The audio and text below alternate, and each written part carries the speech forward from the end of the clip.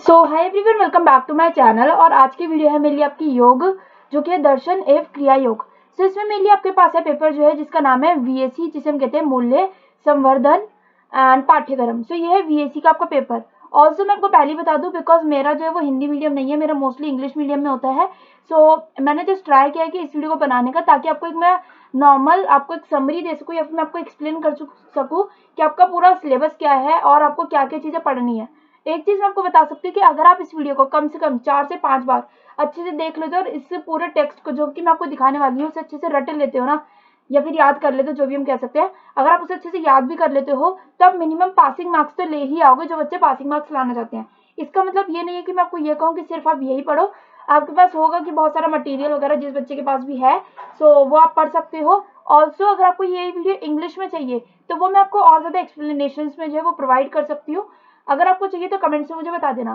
So here you have is the around 5 और 6 units and या सो 5 units के around है आपके पास। और आपके पास में 6 पार्ट है। सो 6 पार्ट के बारे में हम देखने वाले कि कौन कौन से पार्ट है, और उसके बाद पढ़ने वाले हैं कि उसमें क्या क्या लाइक इंपॉर्टेंट है, और उसमें से अगर कुछ क्वेश्चंस भी आते हैं तो आप क्या क्या लिख सकते हो। तो मैं आपको उन सब के बारे में बताने वाली हूँ। तो ओवरऑल ये एक्सप्लेनेशन प्लस आंसर वाली वीडियो होने वाली है, जिसमें आपको आंसर का मटेरियल मिलेगा जो कि आप पेपर में लिखो। सो ये सारी एक्सप्लेनेशन थी इस पूरी वीडियो के लिए। इंग्लिश में वीडियो चाहिए तो कमेंट्स करके बता देना, कमेंट में बता देना, एंड वीडियो को लाइक जरूर कर देना, बिकॉज ये मैं आपको सबसे पहले यही वीडियो प्रोवाइड कर रही हूँ, दैट इज वाई वीडियो को लाइक जरूर कर देना एंड कमेंट्स में बताना कि आपको वीडियो कैसी लगी। सो फर्स्ट आपके पास है इकाई 1। तब की पहली इकाई में जो पार्ट 1 है वो है योग परंपरा का इतिहास। सो योग परंपरा का इतिहास क्या है? सो योग जो है एक प्रथम से योग प्रथम से वर्तमान तक एक लंबा इतिहास है। योग एक प्राचीन भारतीय विधा है जो शारीरिक, मानसिक और आध्यात्मिक विकास के लिए प्रयोग किया जाता है। योग की शुरुआत तीर्थकर, महावीर और गौतम बुद्ध के समय से शुरू हुई थी। और आगे हम देख लेते हैं अगर, तो ये धर्म जो है ये धर्म गुरु जो है अपने अनुयायियों को ध्यान करने और उनके मन को निरोध करने के लिए योग का उपयोग करते थे।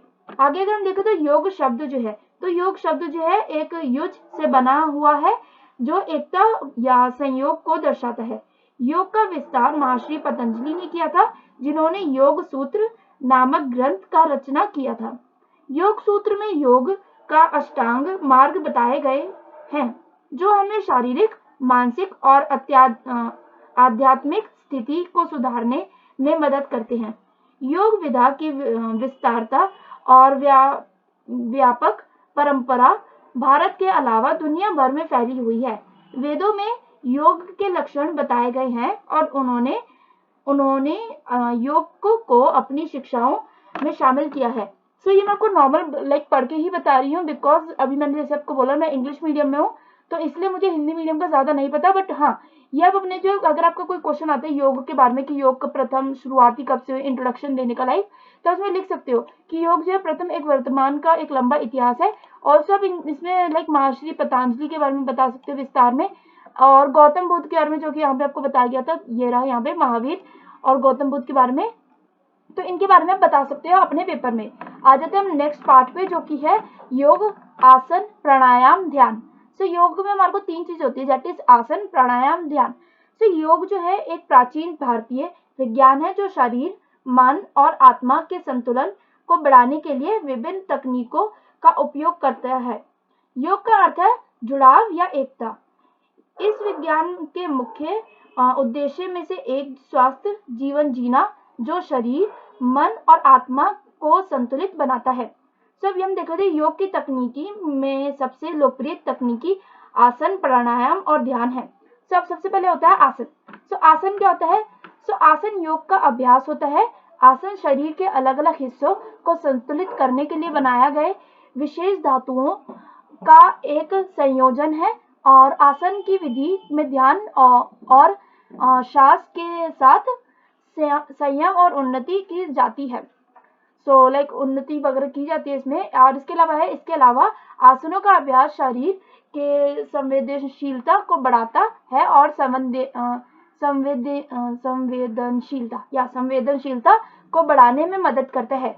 नेक्स्ट ये है प्राणायाम, जिसमें आपके पास है प्राणायाम में आपके पास यहाँ पे क्या है कि जो प्राणायाम शांति और स्थिरता देने में मदद करता है और मन को स्थिर करने में मदद करता है। कुछ लोकप्रिय प्राणायाम का नाम है अनुलोम विलोम, प्राणायाम, कपालभाति, और आपके पास एक और है दैट इज भस्त्रिका प्राणायाम आदि। सो ये आपके पास कुछ एग्जांपल्स दिए गए हैं for the pranayama, that is Anulom Vilom जो कि आपको पता होगा, प्राणायाम, कपालभाति, और एक और आपके पास है भस्त्रिका प्राणायाम।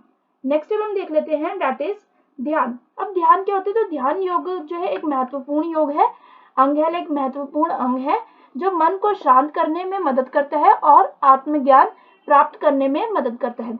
आ जाते हैं हम अगले पे, दैट इज सेकंड इकाई जो कि आपकी दूसरी इकाई है, और इसमें पार्ट 3। सो पार्ट 3 के में हम देखें तो इसमें हमारे को बताया गया है, इसमें अष्टांग योग लाइक 8 लिम्स ऑफ योगा के बारे में जो है व्याख्या दी गई है। तो सबसे पहले अगर हम देखें जो 8 योग कौन से हैं, जो ध्यान, आध्यात्मिक, विवेक, आसन, प्राणायाम, प्रत्याहार, धारणा, ध्यान और समाधि से मिलकर बनते हैं। और इन अगर 8 के बारे में आप पेपर में एक्सप्लेन करोगे तो आपको इसमें जो बहुत अच्छे नंबर मिल सकते हैं। नेक्स्ट हम आ जाते हैं अगले वाले पे, that is part 4। So part 4 में हमारे को बताया गया चक्र साधना। सो चक्र साधना में हमारे को क्या बताया गया है? सो चक्र साधना जो है एक प्राचीन तांत्रिक विधि है जो शक्ति का कुंडलिनी ऊर्जा को जागृत करने के लिए उपयोगी होती है। इस विधि में शरीर के 7 चक्रों का उपयोग करके ऊर्जा को संतुलित किया जाता है। इस विधि में प्रथम चक्र जो कि है मूलाधार चक्र से शुरुआत की जाती है और अंतिम चक्र जो कि है सहस्त्रार चक्र तक जारी रहती है। आगे अगर हम देखें तो ये विधि जो है अधिकतर अभ्यासों, आसनों और प्राणायाम के साथ ही की जाती है। नेक्स्ट हम देख लेते हैं जो कि चक्र साधन के बारे में। सो जो चक्र साधन के उद्देश्य में से एक है शरीर, मन और आत्मा के बीच संतुलन बनाना या फिर संतुलन बनाए रखना। ये विधि शरीर, मन और आत्मा को समायोजित करने में मदद करती है, जिससे शरीर में विभिन्न अंगों के साथ मन और आत्मा को भी लाभ होता है। आज हम अगली इकाई पे जो कि हमारी तीसरी इकाई।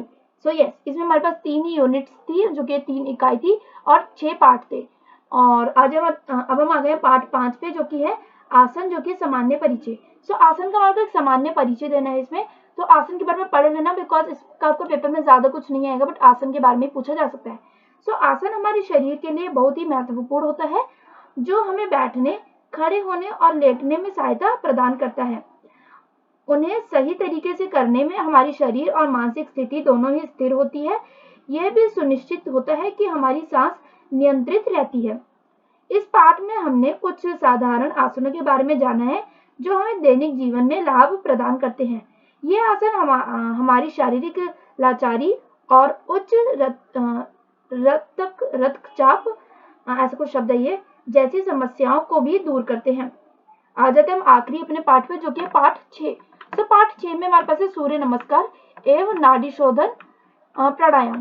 सो सूर्य नमस्कार में अगर हम देखें तो सूर्य नमस्कार एक व्यायाम है जो हमारे शरीर, मन और आत्मा के लिए बहुत ही फायदेमंद होता है। ये हमारी शारीरिक ताकत बढ़ाता है, हमारे मस्तिष्क को ताजगी देता है और हमें स्थिरता का सुगमता देता है। नाड़ी शोधन जो है प्राणायाम हमारे शरीर के संतुलन को सुधारता है और हमारे मन को शांत करता है। इस प्राणायाम के द्वारा हम अपनी सांसों को नियंत्रित करते हुए हमारे शरीर के विभिन्न अंगों के माध्यम से प्राण का अधिकार प्राप्त करते हैं। इन व्यायामों को नियमित रूप से करने से हम अपने शरीर और मन को स्वस्थ रख सकते हैं। तो आपको मैंने बता दिया पार्ट 6 तक हमारे को क्या क्या पढ़ाया गया है इस पूरे, आपके पास पूरी वो होगी अपना अगर स्टडी मटेरियल है तो, नहीं है तो भी मैं ज़्यादा आपको कुछ प्रोवाइड तो नहीं कर सकती because even I don't have. And यही थी आपकी वीडियो, बट यस अगर आपको ये वीडियो इंग्लिश में चाहिए सारे पार्टों की एक्सप्लेनेशन, बट वो पूरी आपको इंग्लिश में ही मिलेगी। अगर आपको वो चाहिए तो मैं आपको वो प्रोवाइड कर सकती हूँ, बट यही हो जाता है फिर इंग्लिश और हिंदी में ट्रांसलेट करना मुश्किल होता है सब बच्चों के लिए। और कहीं बच्चे कहेंगे कि इंग्लिश टू हिंदी ट्रांसलेट कर लो, सो वो चीज़ भाई इतनी आसान नहीं होती जब आपका पेपर जो है वो हिंदी में है। So all the best for your exam, and यही मैं आपको कुछ वीडियो दे सकती थी in Hindi. And stay safe, stay positive, और यस इन्फॉर्मेटिव लगी हो, और क्योंकि मैं अकेली इस समय जो कि मैं आपको ये वाली वीडियो प्रोवाइड कर रही हूँ, सो वीडियो को लाइक जरूर कर देना और चैनल को सब्सक्राइब कर लेना, बिकॉज जब तक आपके एग्जाम खत्म हो रहे हैं आई वॉन्ट कि मैं 2000 सब्सक्राइबर्स जो अपने कंप्लीट कर लूँ। Stay safe and thanks for watching, bye bye.